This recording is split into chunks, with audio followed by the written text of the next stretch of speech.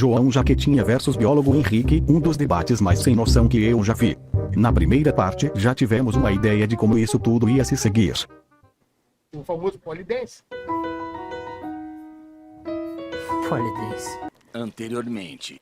Bom, como sou eu que vou fazer a primeira pergunta, eu só me pergunta isso daqui a pouco que eu respondo uma por uma. É porque você tá num galope de guicha aí que tá difícil, né? Como é que é, meu irmão? Os seres são semelhantes. Logo, eles evoluíram de um ancestral em comum. E aí, como é que isso pode ser o desenho? Exatamente.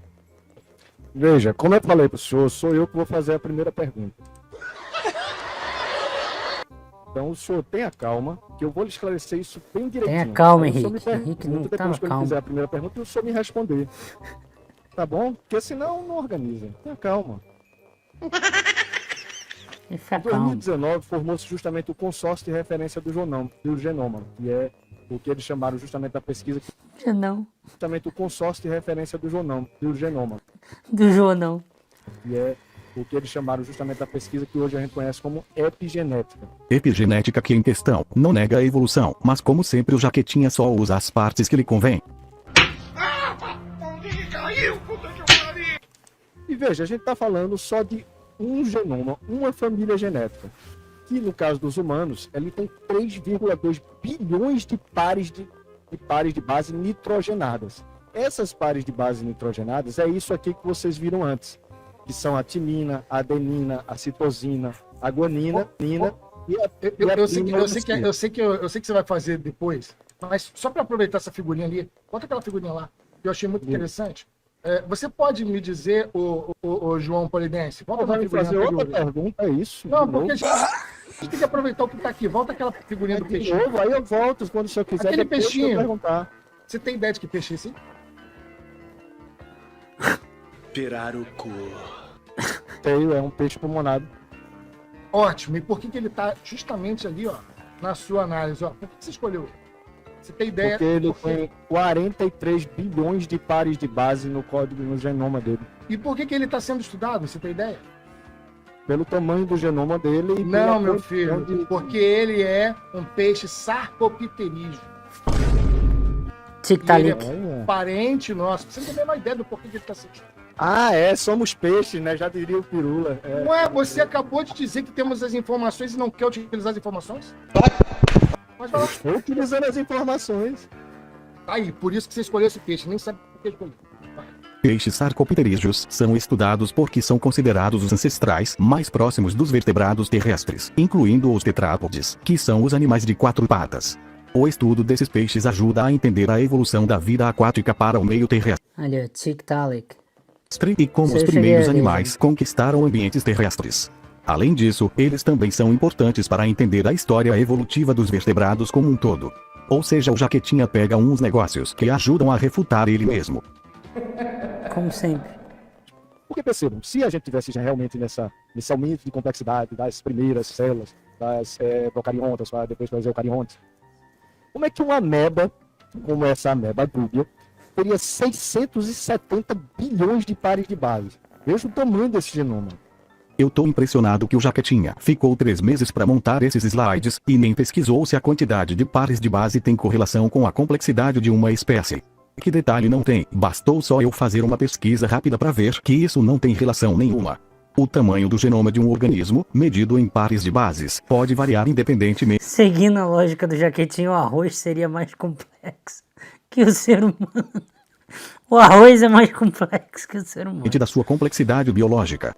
A complexidade é influenciada por muitos outros fatores, como regulação genética, a interação entre genes e muitos outros processos que acontecem nas células.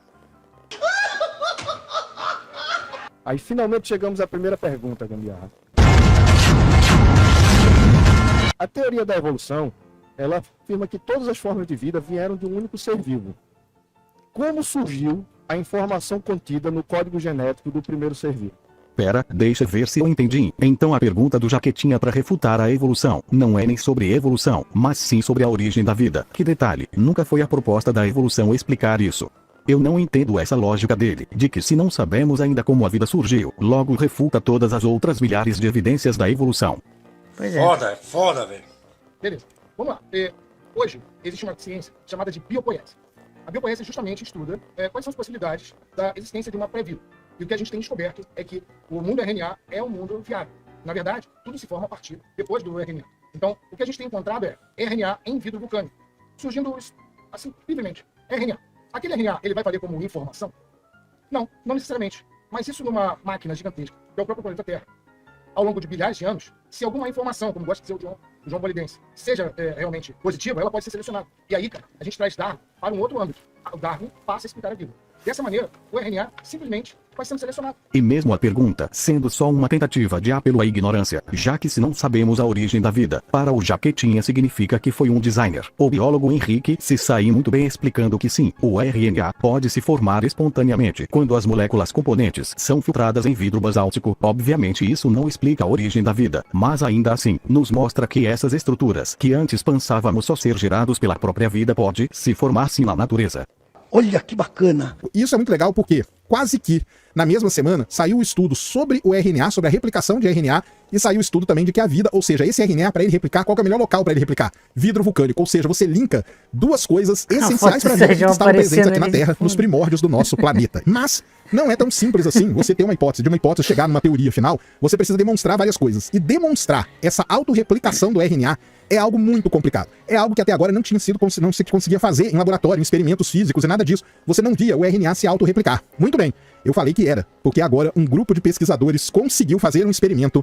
Bem, os pesquisadores realizaram um experimento de replicação de RNA de longo prazo e puderam testemunhar a transição de um sistema químico para uma complexidade biológica. Isso é uma coisa realmente sensacional. O RNA evoluiu para um sistema de replicação complexa, uma rede replicadora composta por 5 tipos de RNA com diversas interações, apoiando a hipótese de uma transição evolutiva. Isso aqui é uma outra coisa espetacular de tudo isso.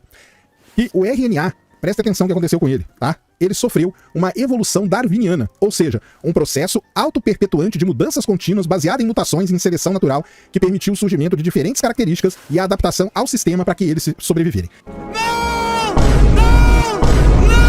João Jaquetinha aqui, o Polidense, ele não tem a menor ideia do porquê que o pessoal foi estudar Fortalece aí no like, galera. justamente o dipinói. Por E favor. justamente o dipinói é um peixe do grupo dos sarcopteros, que ele também não faz a menor ideia, porque ele não é biólogo. E aí, João Jaquetinha, você acabou de me dar dizendo que tudo é informação. Só que as informações estão reunindo os animais desta maneira. Boa noite, Aí eu queria que Vanessa, você tudo bem? emendasse, já que você falou de informação. Por que raios as informações estão reunindo os animais desta maneira? Complicou. Bom, eu vou responder a pergunta do Rick, mas vale ressaltar o seguinte, que, primeiro, ele não explicou a origem da informação. Até porque se ele tivesse explicado, ele teria ganhado o prêmio Nobel. Aliás, a pergunta é muito boa. O problema é que o Jaquetinha a faz de má fé, sabendo que a ciência ainda não tem resposta para isso. E ele não entende que mesmo não tendo resposta, não significa automaticamente que uma mente inteligente a criou. Como sempre, isso é um apelo à ignorância. Os caras são desonestos, cara, porque a teoria da evolução não fala sobre a origem da vida. Mas eles tentam encaixar isso. É sempre bom ter humildade e admitir não ter uma resposta, do que acreditar em soluções mágicas, que também não respondem nada. Eu sou polímata, meu amigo. Dizer que RNA está por aí livremente e que surge livremente não explica a origem da informação, porque a informação demanda uma sequência escolhida. Isso porque você deve achar que a primeira forma de vida foi uma célula moderna, quando na verdade era algo muito mais simples, que ao longo de milhões de anos evoluiu até se tornar uma célula como temos hoje. Mas o que esperar de alguém que pediu o vídeo de uma estrela nascendo? Se não entendeu, vai se fuder. E não pode ser aleatória. Ela demanda uma mente ou uma inteligência que pense essa informação. Porra, se é tão simples, publica um artigo científico afirmando isso então, cacete. Mas você sabe que isso não é ciência, é só uma solução mágica que não explica merda nenhuma por trás do processo. O RNA Eu tô até hoje esperando um vídeo do design criando tudo. surge livremente em vidro vulcânico. Como é isso? Como é que é? Ué, tu não vai responder minha pergunta do porquê que a informação tá ali? Eu Por que que você vou, coloca mas a gente vai comentar aqui, eu vou responder a sua pergunta. RNA surge como reação química? Se você não sabe, RNA é feito de elementos químicos, tá? Então veja, sim, ele surge exatamente nos locais onde você tem vidro vulcânico. RNA surge espontaneamente na natureza.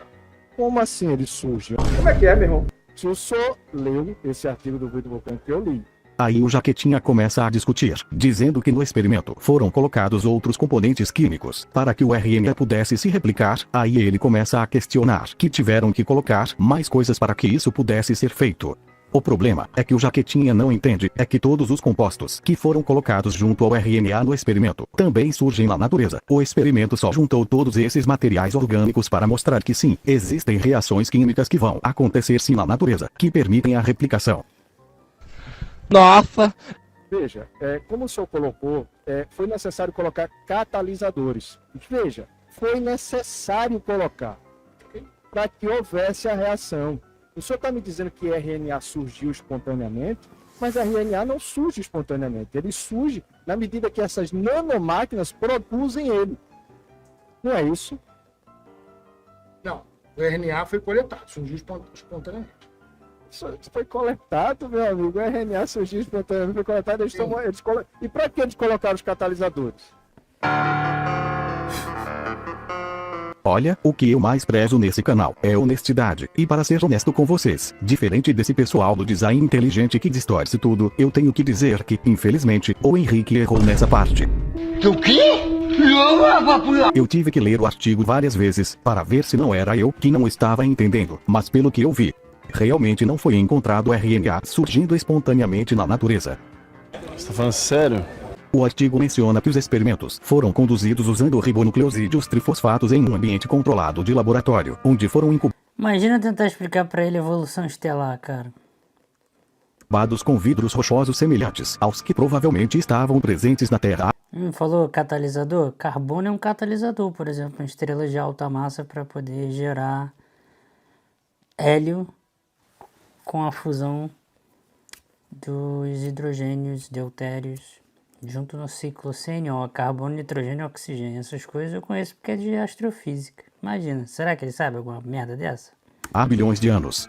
Portanto, o RNA não foi coletado diretamente da natureza, mas sim sintetizado a partir de precursores químicos em um ambiente experimental. Isso foi feito para investigar a possibilidade de formação de ácido polirribonucleico em condições que se assemelhavam às da Terra primitiva. Ah, agora eu entendi! Mas como eu não sou um polímata que sabe de tudo, eu perguntei para um químico de verdade, o Hércules do canal Matéria Escura, que eu recomendo de que vocês se inscrevam lá, e ele realmente confirmou o que eu disse. Porque, na verdade, nós não observamos o RNA se formando. O que a gente observou foi bases do RNA. O que seria isso? A gente observou partes de aminoácidos polimerizando. Mais especificamente, foi 300 partes, certo? Foi um somatório de 300 aminoácidos, do qual estes 300 aminoácidos estavam na mesma sequência dos encontrados em RNA.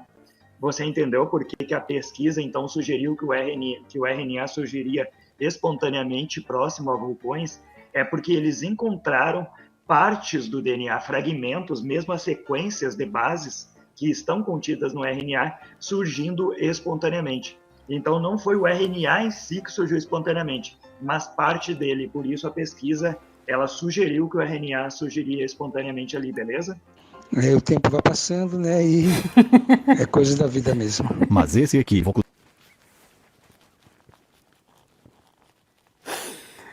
do biólogo Henrique não chega nem perto das pseudagens do Jaquetinha. E nos próximos vídeos, veremos todo esse show de negacionismo e falácias. Eu fico puto mesmo.